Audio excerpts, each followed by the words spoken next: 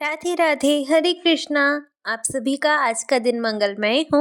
इसी कामना के साथ आइए शुरू करते हैं माघ मास महात्म्य का चौथा अध्याय। ये इस अध्याय का पहला भाग है। आइए शुरू करते हैं। यमलोक से लौटी हुई कन्याओं के द्वारा वहां की अनुभूत बातों का वर्णन। राजा दिलीप ने पूछा, मुने, यमलोक से लौटकर आई हुई उन साध्वी कन्याओं ने अपनी माताओं और बंधुओं से वहां का वृतांत कैसा बतलाया? पापियों की यातना और पुण्यात्माओं की गति के संबंध में क्या कहा? मैं पुण्य और पाप के शुभ और अशुभ फलों को विस्तार के साथ सुनना चाहता हूँ। वशिष्ठ जी बोले, राजन, कन्याओं ने अपनी माताओं और बंधुओं से पुण्य पाप के शुभाशुभ फलों के विषय में जो कुछ कहा था वह ज्यों का त्यों मैं तुम्हें बतलाता हूँ। कन्याओं ने कहा, माताओं, यमलोक बड़ा ही घोर और भय उत्पन्न करने वाला है। वहाँ सर्वदा चारों प्रकार के जीवों को विवश होकर जाना पड़ता है। गर्भ में रहने वाले तथा जन्म लेने वाले शिशु, बालक, तरुण, अधेड़, बूढ़े, स्त्री, पुरुष और नपुंसक, सभी तरह के जीवों को वहाँ जाना होता है। वहाँ चित्रगुप्त आदि समदर्शी एवं मध्यस्थ सत्पुरुष मिलकर देहधारियों के शुभ और अशुभ फल का विचार करते हैं। इस लोक में जो शुभ कर्म करने वाले कोमल हृदय तथा दयालु पुरुष हैं, वे सौम्य मार्ग से यमलोक में जाते हैं। नाना प्रकार के दान और व्रतों में संलग्न रहने वाले स्त्री पुरुषों से सूर्यनंदन यम की नगरी भरी हुई है। माघ स्नान करने वाले लोग वहां विशेष रूप से शोभित होते हैं। धर्मराज उनका अधिक सम्मान करते हैं। वहां उनके लिए सब प्रकार की भोग सामग्री सुलभ होती है। माघ स्नान में मन लगाने वाले लोगों के सैकड़ों हजारों विचित्र विचित्र विमान वहां शोभा पाते हैं। इन पुण्यात्मा जीवों को विमान पर बैठकर आते देख सूर्यनंदन यम अपने आसन से उठकर खड़े हो जाते हैं और अपने पार्षदों के साथ जाकर उन सब की अगवानी करते हैं। फिर स्वागत पूर्वक आसन दे, पाद्य अर्घ्य आदि निवेदन कर प्रिय वचनों में कहते हैं, आप लोग अपने आत्मा का कल्याण करने वाले महात्मा हैं। अतएव धन्य हैं कि आपने दिव्य सुख की प्राप्ति के लिए पुण्य का उपार्जन किया है। अतः आप इस विमान पर बैठकर स्वर्ग को जाइए। स्वर्ग लोक की कहीं तुलना नहीं है। वह सब प्रकार के दिव्य भोगों से परिपूर्ण है।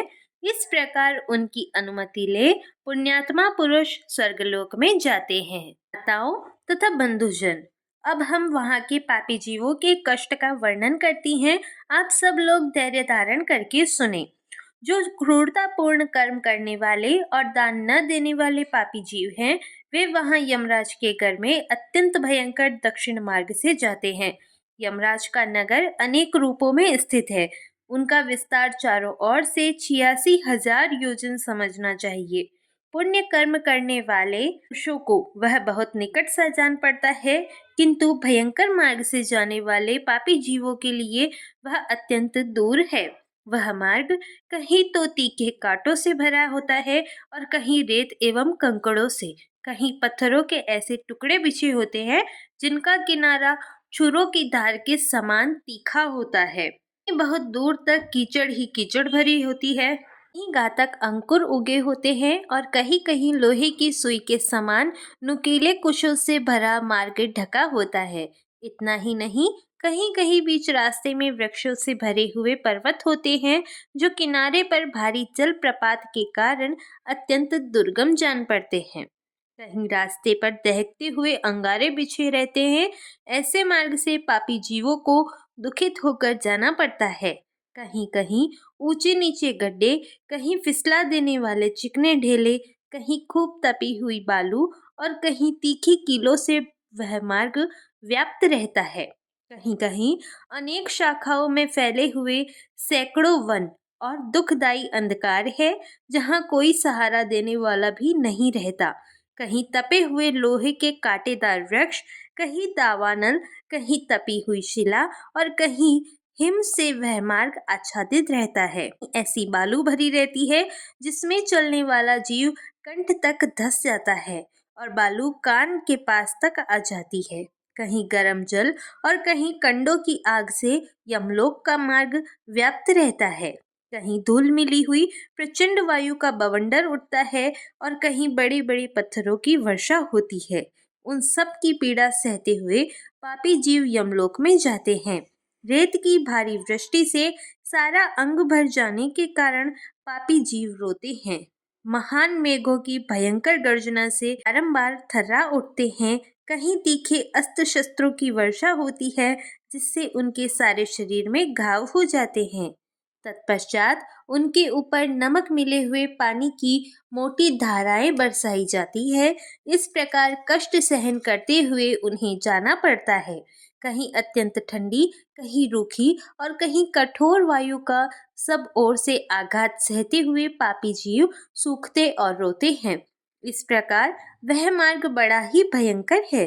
वहाँ राह खर्च नहीं मिलता, कोई सहारा देने वाला नहीं रहता। वह सब ओर से दुर्गम और निर्जन है। वहाँ और कोई मार्ग आकर नहीं मिला है। वह बहुत बड़ा और आश्रय रहित है। वहाँ अंधकार ही अंधकार भरा रहता है। वह महान कष्टप्रद और सब प्रकार के दुखों का आश्रय है।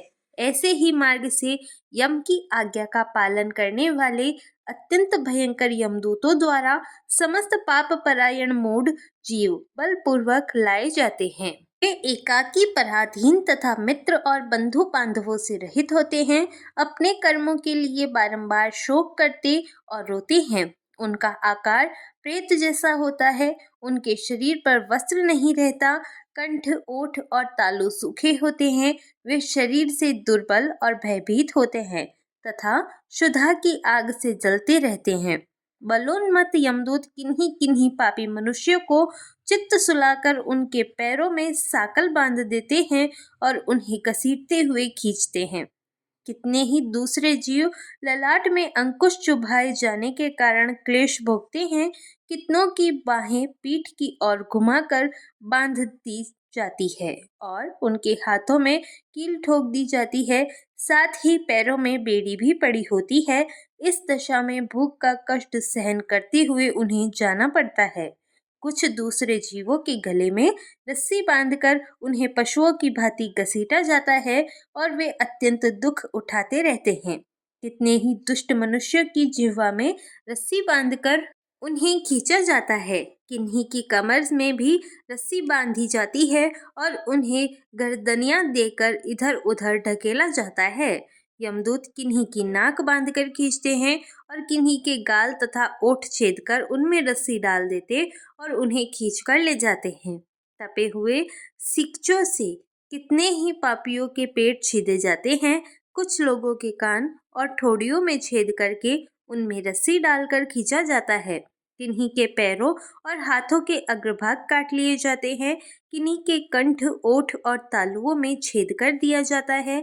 किन्हीं किन्हीं के अंडकोश काट दिए जाते हैं और कुछ लोगों के समस्त अंगों की संधियां काट दी जाती है।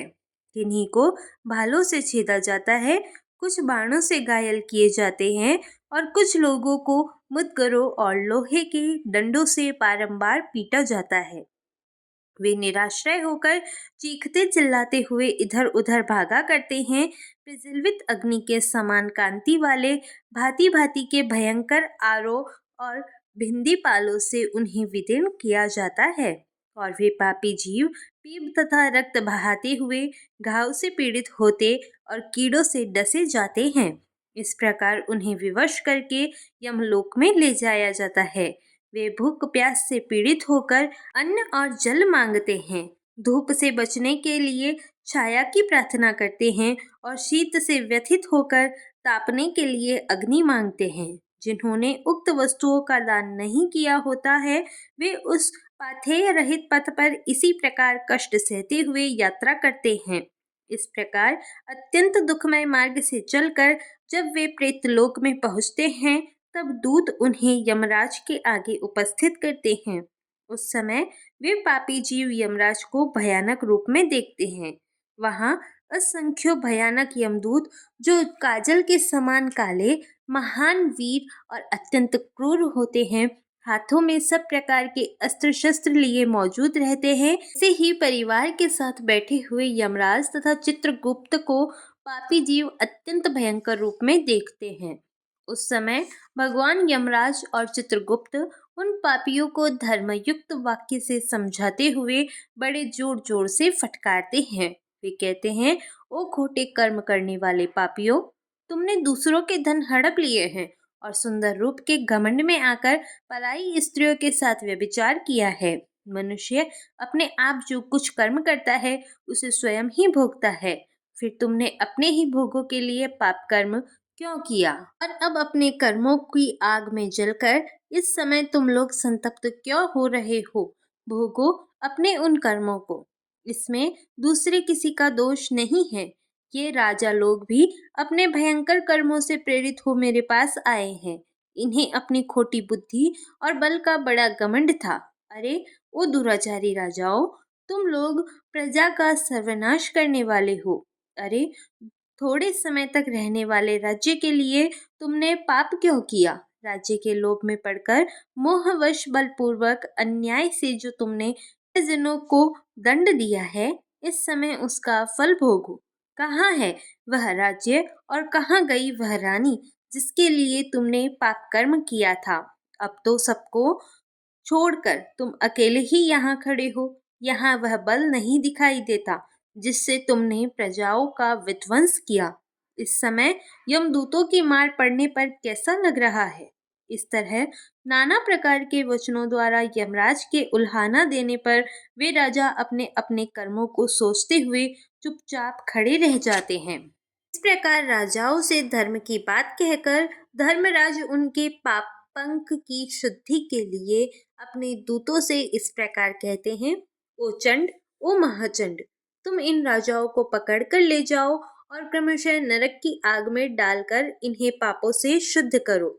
तब वे दूत शीघ्र ही उठकर राजाओं के पैर पकड़ लेते हैं और उन्हें बड़े वेग से आकाश में घुमाकर ऊपर फेंकते हैं। तत्पश्चात उन्हें पूरा बल लगाकर तपाई हुई शिला पर बड़े वेग से पटकते हैं, मानो किसी महान वृक्ष पर वज्र से प्रहार करते हों। शिला पर गिरने से उनका शरीर चूर चूर हो जाता है, रक्त के स्तोत्र बहने लगते हैं और जीव अचेत एवं निश्चेष्ट हो जाता है। तदंतर वायु का स्पर्श होने पर वह धीरे धीरे फिर सांस लेने लगता है। इसके बाद पाप की शुद्धि के लिए उसे नरक के समुद्र में डाल दिया जाता है। इस पृथ्वी के नीचे नरक की 28 कोटियां हैं। वे 7वें तल के अंत में भयंकर अंधकार के भीतर स्थित है। उनमें पहली कोटि का नाम घोरा है, उसके नीचे सुघोरा की स्थिति है, तीसरी अति घोरा, चौथी महागौरा और 5वीं कोटि घोर रूपा है। छठी का नाम तरल तारा, 7वीं का नाम भयानका, 8वीं का नाम काल रात्रि और 9वीं का भयोत्कटा है।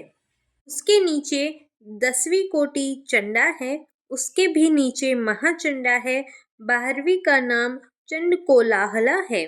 उसके बाद प्रचंडा, नरनायिका, कराला, विकराला और वज्रा है। 3 अन्य नरकों के साथ व्रजा की 20वीं संख्या है। इसके सिवा त्रिकोणा, पंचकोणा, सुदीर्घा, परिवर्तुला, सप्तभौमा, अष्टभौमा, दीप्ता और माया, ये 8 और हैं। इस प्रकार नरक की कुल 28 कोटियां बताई गई है। आगे की कथा आपको मेरी आने वाली वीडियोस में मिलेगी। इसके लिए आप इस चैनल को सब्सक्राइब कर लें और बेल आइकन को दबाकर ऑल पर क्लिक कर लें। इससे मेरे आने वाली सभी वीडियोस की नोटिफिकेशन आपको मिल जाएगी। Thank you for watching. जय श्री कृष्णा, जय श्री राधे।